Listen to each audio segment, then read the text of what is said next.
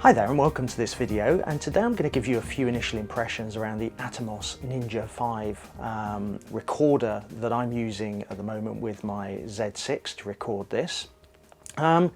With the period of lockdown that we've just gone through, it's given us a bit of an opportunity to perhaps have a bit more time on our hands, and it certainly has me.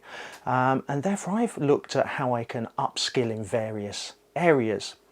One of those has been around filmmaking and making videos, because whilst I've been a stills photographer for 40 odd years, video is something that's really new to me, and it brings a whole different dimension of skills. And it's one of the purposes I set up this channel for, really, was to help myself and you guys think about how do we do video making as well as images, still images, with the capabilities of the new mirrorless cameras like the Z-series that I'm using. And what you realise is that to pick up a whole new skill set is a mixture of technical understanding and also skills, and that takes time and practice. So the Ninja V is not something that I rushed out to buy initially, partly because of the cost, because you had to not only buy the base unit, but you had to buy some cables, you had to buy an SSD, some clamps, and when you added all of that up, the cost was quite significant, particularly if you didn't use it too much and it didn't fit with your use case. The other thing for me was the additional weight. Now, it's not the biggest of units, it's a 5-inch LCD panel, but by the time you add some batteries, if you're going remotely, it kind of took away from the benefits of the mirrorless cameras, which was size and weight for me.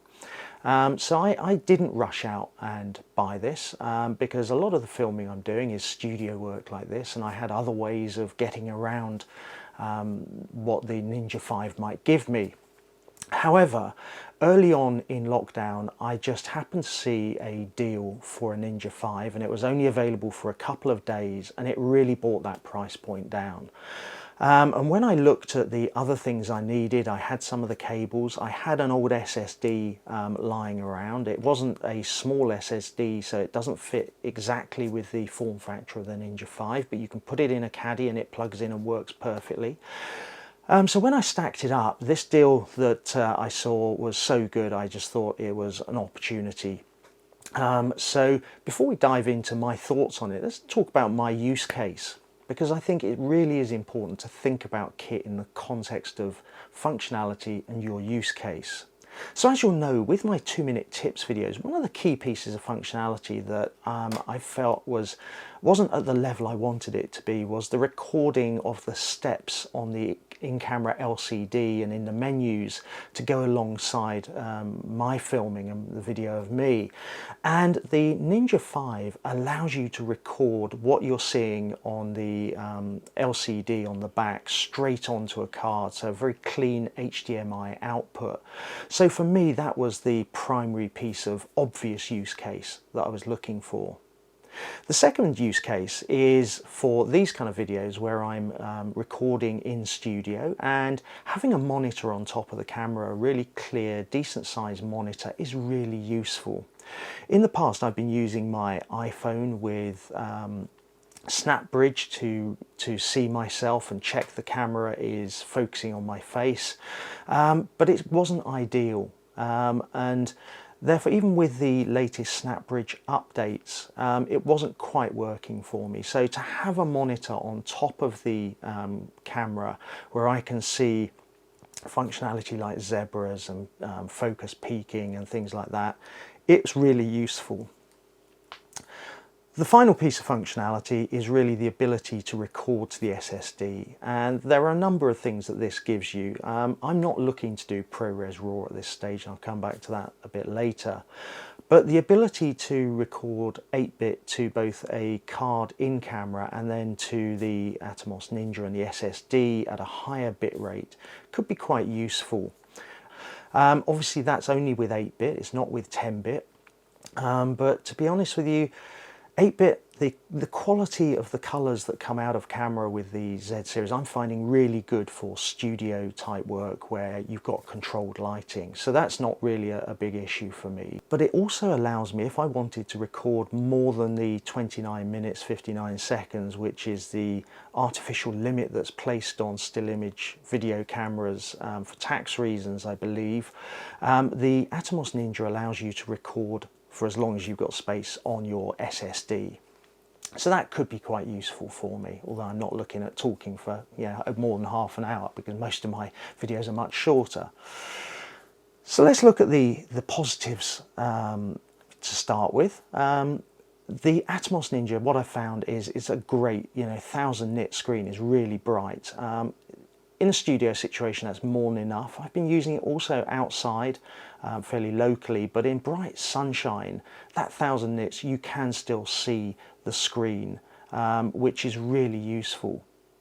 Whilst I said the weight consideration was quite important to me, the Ninja V is relatively light. It does add to the weight, but it's not a really heavy piece of kit. Even when you put on an SSD, which is relatively light, and a battery, you can choose to put on a relatively small battery or a bigger battery if you want, so you can control the weight a little bit. The upside of that weight is that it is quite a robust unit. It's got an aluminium frame around it, so if you're using it out in the field, you feel like this is a pro piece of kit that goes with the profile of the Z-series camera.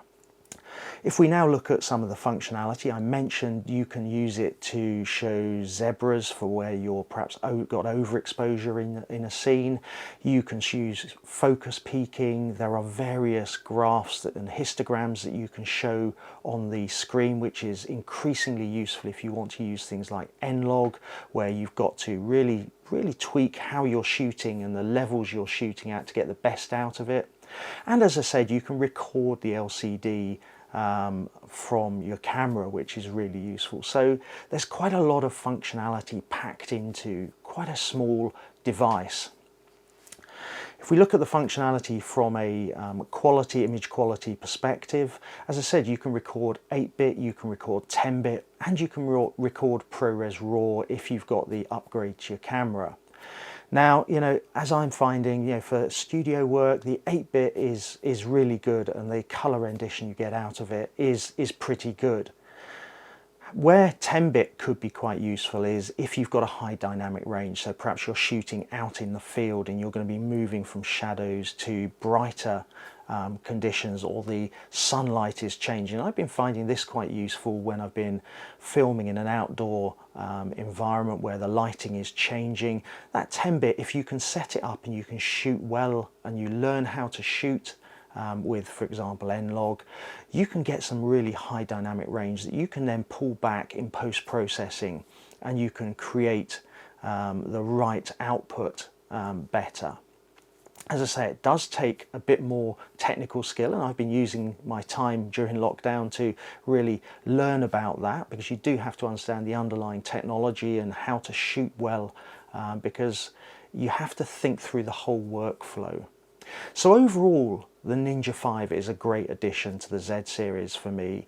It's adding quite a bit of extra functionality. There are a couple of downsides, and we'll just look at those now. First one is cost. If you don't use the functionality, it's an expensive addition to the kit, because, as I say, you've got to pay for the base unit. You've then got to have an SSD to plug into it. Now, that doesn't have to be one of the specifically designed SSDs that Atomos have bought out in collaboration with a couple of other companies, because they do come in quite a lot more expensive. You do get a little plastic caddy that you can screw a normal 2.5-inch SSD into, and that's what I'm using. I've just got a 120 gigabyte SSD that was in my computer, but I upgraded to a bigger one that I'm now using. And the price of SSDs as a way of recording and capturing and storing videos is relatively low compared to XQD cards, for example. But it is a cost you have to add on. The cables you need an HDMI cable because it doesn't come with one of those. So for a Z-series you need an HDMI, a full HDMI to a mini HDMI cable. I had one of those, but it's quite a heavyweight cable, so I'm going to upgrade that to a really thin cable at some point. You also need a cable and or some means of plugging the SSD into your laptop or your computer to download the images. And therefore that's another cost. The one that Atomos sell is quite an expensive one. You can buy cheaper ones on the likes of Amazon and so on. And then you've got batteries. If you want to use it, the device comes with a powered a mains power adapter. However, if you want to use it outside, you've got to get the right Sony connector batteries to go into it. They are pretty widely available. I have some because I use them with field lights, some LCD lights that I use in the field. So I've got some of those, and you've got to have a charger for them, obviously. So the price does build up a little bit, and you then add on perhaps a connector to add the monitor to your hot shield on top of the camera if you haven't got one of those. So the price does build up a little bit. Equally, it adds a level of complexity to your setup. That's both from a tech perspective and a workflow. You've got to think through your workflow in a slightly different way, but also you've got to charge the batteries if you're going to be using it out in the field. And then finally, the weight issue. As I said, for me, the benefits of the mirrorless cameras were their size and weight in part. So adding another 300–400 grams on top of that kind of took away a little bit from the advantage. So for me, it was a finely weighted balance. You know, I didn't rush out and as a must-have and buy the Ninja V. I did wait until I saw a deal, and that cost, you know, it brought it down to a level where actually the weight wasn't an issue because I'm going to be using it initially in studio and relatively local. But it has meant that I've had to think about the tech aspect and the workflow. And the manual that comes with the Ninja V is good, but there are some things it doesn't tell you about and doesn't educate you, and I'm going to put those in a separate video just to help you if you've bought a Ninja V to really accelerate your use of it. So as I say, for me it was a marginal decision of need versus want, but that's based on my current use case and my current skill level.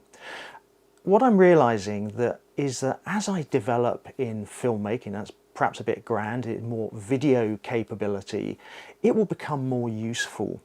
At the moment, I'm only scratching the surface of the functionality, but where I am, it's making things easier and quicker. For example, capturing the back LCD as I move through the menus for my 2-minute tips videos. Having used it for a month or two to do that, it really speeds up the workflow and the capturing those, and also the quality. I still don't need ProRes RAW at the moment, and I'm not going to be investing in the sort of £179 to upgrade my Z6 that it costs here in the UK. I may do that in the future because the latest update of Adobe Premiere allows you to use ProRes RAW in that workflow. But at the moment, I couldn't justify the cost. That may change in the future though. So as I say, I'm going to do a second video on what the manual doesn't tell you, all the little things that I've picked up that has really I've had to learn to get the most out of the Ninja V with my Z-series. So, you know, are you looking at the Ninja V as part of your workflow? You know, what's your use case? What will tip you over the edge into buying one of these? It'd be great to hear your thoughts on this. You know, let me know in the comments below. It'd be great to, you know, see where people are on this.